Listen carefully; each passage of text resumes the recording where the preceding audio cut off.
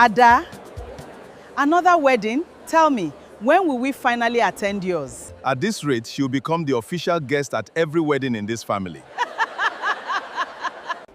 Maybe she's waiting for a billionaire. Or maybe no man wants a woman who thinks she's too successful.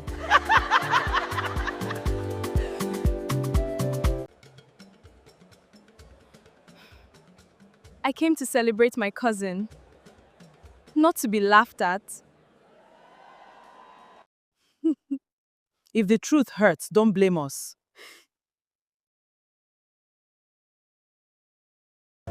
I hope none of you ever knows what this feels like. Wait, what's happening outside? There are luxury SUVs, at least 6 of them.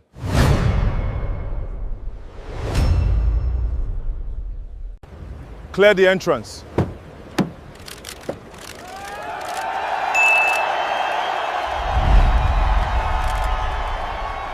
Ada, I finally found you.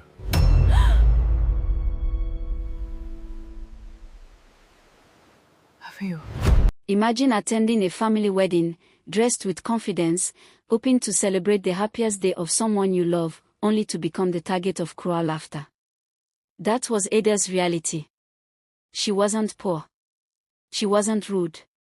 She wasn't unsuccessful. Her only crime was being single. As the music played and everyone danced with joy, the whispers began. One by one, her own relatives mocked her without mercy. They laughed. They pointed at her. They made her feel like she didn't belong. Every word cut deeper than the last. Ada tried to smile. But behind that smile was a heart that was slowly breaking. Finally, unable to bear the humiliation any longer, she stood up quietly, picked up her handbag, and walked toward the exit with tears filling her eyes. She thought the worst moment of her life had finally come. But then, the sound of screeching tires echoed outside the wedding venue. The music stopped. Every conversation fell silent. Guests rushed toward the entrance, wondering who had just arrived. 1, 2, 3. 6 black luxury SUVs rolled into the compound. Professional security officers stepped out first. Then the rear door of the lead SUV slowly opened. A tall, sharply dressed businessman stepped out with calm confidence. He looked around the crowd. Then his eyes stopped on Ada. A warm smile spread across his face. Without saying a word to anyone else, he walked straight toward the woman everyone had just mocked. And when he finally spoke, every person at that wedding froze. What happened next would leave her family speechless, and teach them a lesson they would never forget. Before we begin, take a moment to subscribe to the channel and turn on the notification bell. We bring you powerful African stories filled with emotion, family drama, unexpected twists, and life-changing lessons.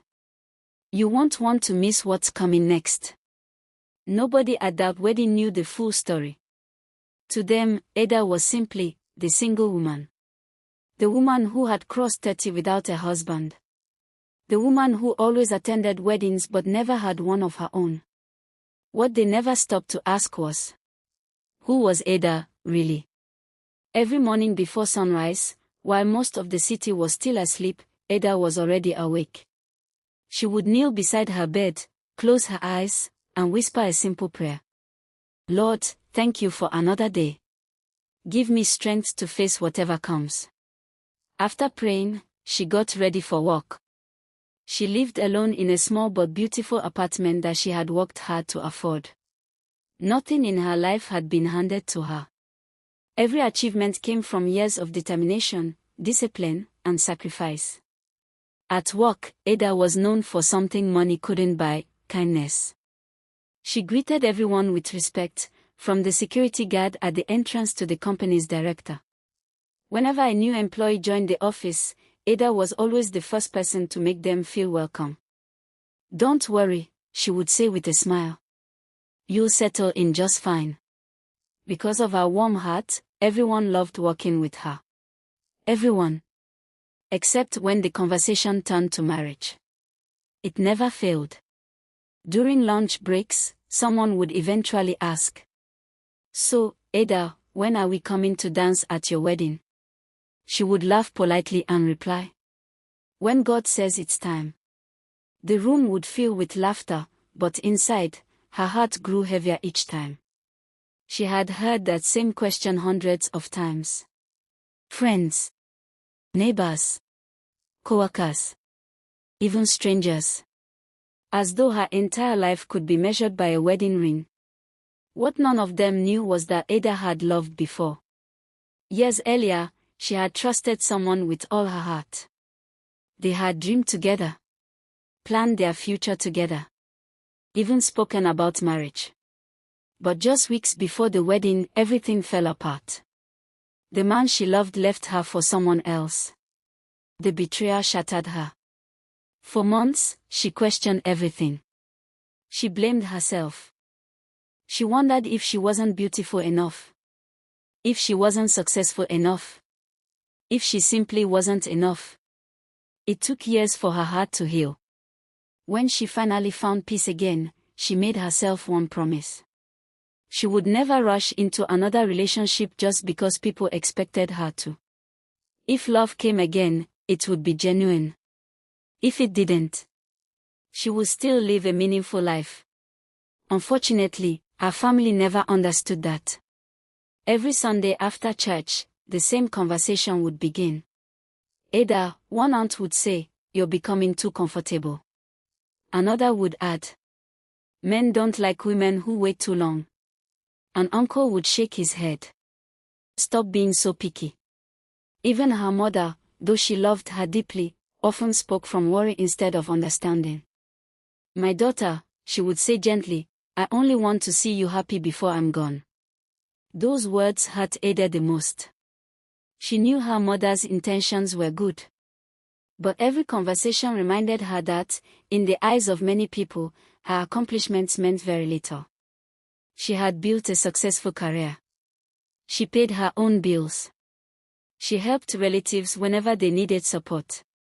She sponsored the education of 2 younger cousins without ever telling anyone. She quietly paid hospital bills for an elderly neighbor who couldn't afford treatment. She donated to orphanages every year. Yet none of those things seemed to matter. Whenever the family gathered, nobody asked about her achievements. Nobody asked how work was going. Nobody thanked her for helping others. They asked only one question. "When are you getting married?" One evening, after another exhausting family gathering, Ada returned home. She placed her handbag on the table, removed her shoes, and sat quietly in the darkness. The silence felt heavier than ever. A single tear rolled down her cheek. Then another. She slowly looked up toward the ceiling and whispered, "God, am I truly not enough the way I am?" The room remained silent. No answer came. Only the sound of her quiet sobbing echoed through the apartment. Little did Ada know. Life was preparing an answer far greater than anything she could imagine. An answer that would arrive at the most unexpected place. A family wedding. And before that day was over, the very people who questioned her worth would struggle to find the courage to look her in the eyes again. The morning of the wedding finally arrived. Sunlight streamed through Ada's bedroom window as she stood quietly in front of the mirror. She looked at her reflection for a long moment before taking a deep breath. Today wasn't about her. It was about celebrating her cousin's happiness. No matter what happened. She promised herself she would keep smiling. After getting dressed in her elegant blue outfit, she picked up her black leather handbag and left for the wedding venue. As her taxi pulled into the beautifully decorated compound, music filled the air. Guests laughed as they greeted one another. Children ran across the courtyard. Photographers captured every joyful moment. The entire venue was alive with excitement. For a brief moment, Ada smiled.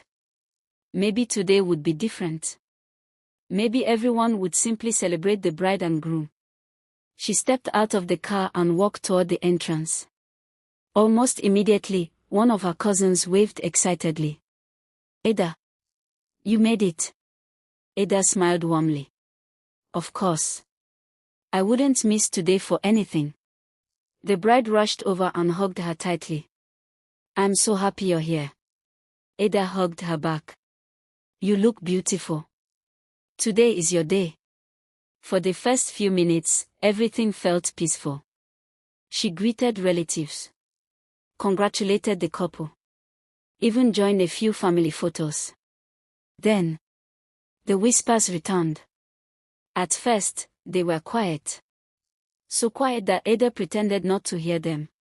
She's still alone. I thought she'd come with someone this time. Such a beautiful woman, what a waste. Ada lowered her eyes and kept walking. She had learned long ago that silence often hurt less than arguing. The wedding ceremony ended beautifully.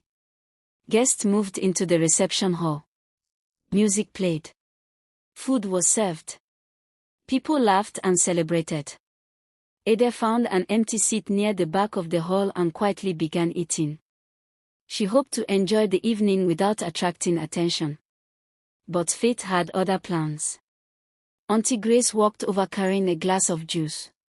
She smiled. Not with kindness, but with the smile of someone preparing to embarrass another person. Mind if I sit here? Ada looked up politely. Of course, Auntie. Within seconds, Uncle Ben and Linda joined them. Ada's heart sank. She already knew where the conversation was heading. Auntie Grace looked around the table before speaking loudly enough for nearby guests to hear. So, Ada, when exactly are we coming to your wedding? Several people turned toward the table. Ada forced a small smile. When the right time comes. Uncle Ben laughed loudly. The right time. My dear, time isn't waiting for anyone. The table burst into laughter. Linda leaned closer with a sarcastic grin. I honestly thought you'd surprise us today. Ada frowned slightly. Surprise you? Linda shrugged. By introducing your husband. More laughter erupted. Ada looked down at her plate. She could no longer taste the food. Auntie Grace wasn't finished. You know, when I was your age, I already had 3 children. Uncle Ben nodded proudly. And I had already built my family. Linda crossed her arms. Maybe Ada's standards are too high. Another relative overheard the conversation and joined in. No. I think men are just intimidated by successful women. Someone else laughed. Or maybe she's simply too difficult. The joke spread from one table to another. Soon, people who hadn't even spoken to Ada all evening were laughing. Ada felt every eye in the room slowly turning toward her. Her face burned with embarrassment. She wanted to disappear. She tried changing the subject. The food is delicious. But no one listened. Instead, Auntie Grace shook her head dramatically. Ada, we're only telling you this because we love you. If you keep waiting, people will start calling you the permanent bridesmaid. The entire table exploded with laughter. Even guests from nearby tables smiled. Ada's hands trembled beneath the table. She squeezed her hand back tightly, hoping no one would notice the tears gathering in her eyes. Then came the sentence that shattered what little strength she had left.